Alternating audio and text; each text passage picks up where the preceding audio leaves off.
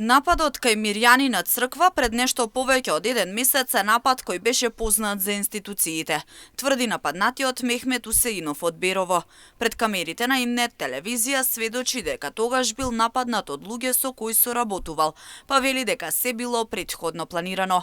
За тоа сведочи и дописот до Хелсиншки комитет, кој е испратен на 28 февруари 2023 година. Овој напад на Мирјанина црква е од луѓе со кои јас многу добро живеев и соработувавме.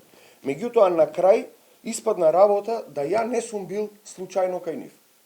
Јас тврдам дека нападот е точно напад што го знаеа институциите. По мене е сето тоа платена програма,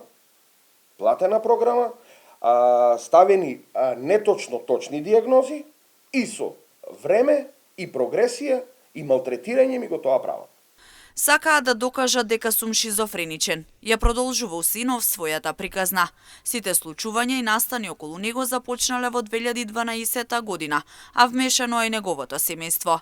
На тој начин стои опасноста да му се одземе старателството над неговиот малолетен син. Затоа ја бара целата документација и разрешница на случајот. Во овој момент јас ја барам комплетната документација и комплетно правна разрешница на целиот случај.